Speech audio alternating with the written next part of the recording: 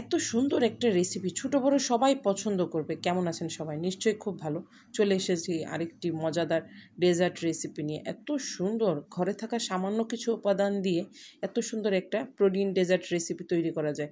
খুবই সুন্দর, খুবই কম সময়ে হাতে থাকা 2-3টে উপাদান দিয়েই তৈরি করা যায়। আর যে কয়টা উপাদান ইউজ করা হয়েছে প্রত্যেকটা ছিল স্বাস্থ্যসম্মত। ছোট বড় সকলের জন্য এই রেসিপিটা তৈরি করা যতটা সহজ, খেতে তার থেকে অনেক গুণ মজা। খুবই সহজ, দেখতে পাচ্ছেন খুব ইজিলি মনে হচ্ছে যে তৈরি হয়েছে। আসলেই তাই, খুব সহজেই আপনিও বাসায় এভাবে তৈরি করতে পারেন। আর যদি ফ্রিজে রেখে 2 দিন পরে খাওয়া যায় তাহলে তো আরও কথাই নেই। তাহলে আর দেরি কিসে, ঝটপট রেসিপিটা শিখে নেওয়া যাক। এই রেসিপিটা তৈরি করার জন্য আমার এখানে লাগবে 2 পিস পাউরুটি, 2 পিস কলা আর সাথে একটা ডিম। এখানে 3টে উপাদানই থাকবে রুম টেম্পারেচারে। রুটি যদি ফ্রিজে থাকে তাহলে 1 ঘন্টা আগে বের করে, ডিম সেম, রুটিও সেম 1 ঘন্টা আগে বের করে রাখবেন। এরপর এখানে আমি চিনি নিয়েছি 2 টেবিল চামচ। আপনি চাইলে আরেকটু বাড়িয়ে নিতে পারেন। আর যারা একদম চিনি পছন্দ করেন না বা ডায়াবেটিক্স পেশেন্ট আছে তারা চিনিটা অ্যাভয়েড করতে পারেন। যেহেতু এই রেসিপিটা সবার জন্য, সেজন্য এখানে বয়সের তারতম্য ভেদ করে আপনি উপাদানগুলো কম বেশ করতে পারেন। আর এখানে আমি রুম টেম্পারেচারে থাকা লিকুইড দুধ নিয়েছি 2 কাপের মতো। আর এখানে ব্লেন্ডার জারে ভালো মতো ব্লেন্ড করে নিয়ে একটা পরিষ্কার পাত্রে খুব ভালো করে আমি এখানে ছেঁকে নিয়েছি। এত ভালো করে ছেঁকে নেবেন যাতে একটাও দানা দানা না থাকে। ছেঁকে নেওয়ার পরে এরকম একটা বাটিতে বা অন্য যে কোনো বাটিতে, আপনি যে বাটিতে এটা স্টিম করবেন সে বাটিতে রাখবেন। আর আমি এখানে স্টিম করার জন্য 2টা ঢাকনা ইউজ করেছি। ভিতরে একটা ঢাকনা থাকবে এবং যে পাত্রে আমি স্টিম করব এই স্টিমের জন্য আলাদা একটা ঢাকনা থাকবে। তাহলে খুব দ্রুত এবং খুব সুন্দরভাবে প্রোটিনটা হয়ে আসবে।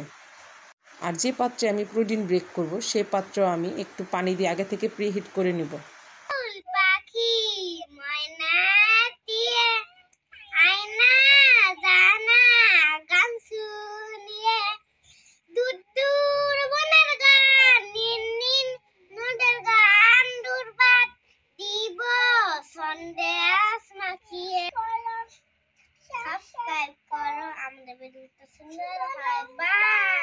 পাউরুটির প্রোটিন হতে হতে আমি ততক্ষণে ক্যারামেলটা তৈরি করে নিই।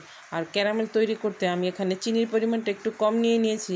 আপনি চাইলে আরেকটু চিনি বাড়িয়ে নিতে পারেন। আমি এখানে 2 টেবিল চামচের জন্য 1 টেবিল ঘি ইউজ করেছি। ক্যারামেল তৈরির ক্ষেত্রে আপনাকে খুব সতর্কতা অবলম্বন করতে হবে। খুব অল্প তাপে আস্তে আস্তে নেড়েচেড়ে সুন্দর করে চিনির মিশ্রণটা এভাবে গলিয়ে নিতে হবে। যখন এরকম গলে আসবে তখন এখানে ইউজ করতে হবে পানি। সামান্য একটু পানি দিয়ে খুব আস্তে আস্তে সুন্দর করে নেড়েচেড়ে যখন এরকম একটা কালার আসবে তখন বুঝে নেবেন আপনার ক্যারামেলটা একদম পারফেক্ট হয়ে যাচ্ছে।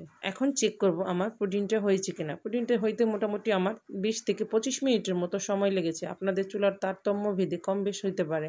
আর আমি একটা কাঠি দিয়ে চেক করে দেখছি যে ভিতরে কোনো কাঁচা আছে কিনা। না, একদম কোনো কাঁচা নেই। এখন আমি এটা নেমে একটা নাইফের সাহায্যে এভাবে কেটে কেটে নিব, যাতে করে ক্যারামেলটা ভিতরে খুব সুন্দরভাবে ঢুকে যায় আর খেতে খুব অসাধারণ লাগে। দেখেন, ঠিক এভাবে কেটে নিলে প্রত্যেকটা সাইডে সাইডে ক্যারামেল ঢুকবে আর খেতে অসাধারণ লাগবে। কতটা পারফেক্ট হয়েছে তার প্রমাণ হলো আমার নাইফটা। নাইফের ভিতরে কোনো প্রকার লেগে আসেনি। এরপর আমি গরম অবস্থায় আমি এখানে ঢেলে দেব সেই তৈরি করে রাখা আমার ক্যারামেলটি খুব চারিদিকে সুন্দর করে ছড়িয়ে দেওয়ার চেষ্টা করব যতটুকু সম্ভব হয়। আর দেখুন কতটা সুন্দর হয়েছে। যেহেতু এটা একটা নো ফেল রেসিপি, আপনি তৈরি করলে আপনারটা পারফেক্ট হবে, তাহলে নিশ্চিন্তে আপনি এটা বাসায় তৈরি করে ছোট বড় সবার সামনে প্রেজেন্ট করতে পারেন। যেহেতু ছোটরা মিষ্টি পছন্দ করে, ছোটদের জন্য তৈরি করলে একটু চিনির পরিমাণ বাড়িয়ে দিতে পারেন। আর বড়রা যেহেতু সুগার ফ্রি জিনিসই পছন্দ করে, সেক্ষেত্রে তাদের ক্ষেত্রে সুগারটা একটু কম দিয়ে তৈরি করলে ইনশাল্লাহ সবাই এই জিনিসটা খুবই পছন্দ করবে। আর যেহেতু প্রত্যেকটা ইনগ্রেডিয়েন্ট ছিল হেলদি, তাহলে আপনি নিশ্চিন্তে চোখ বন্ধ করে বাসায় এটা তৈরি করে সবার সামনে প্রেজেন্ট করতে পারেন। খুবই সুন্দর, খুবই মজা। আমি যেহেতু গরম গরম সার্ভ করেছি সেজন্য আমার একটু সাইড দিয়ে ভেঙে যাচ্ছিল। দেখতে পাচ্ছেন একদম ধোয়া উঠছে। আর আপনি বাসায় যদি তৈরি করেন তাহলে সাথে সাথে না ভেঙে একদিন ফ্রিজে রেখে কাটলে আরও বেশি সুন্দর হয়। ভালো থাকবেন, দেখা হচ্ছে নেক্সট ভিডিওতে। Bye bye.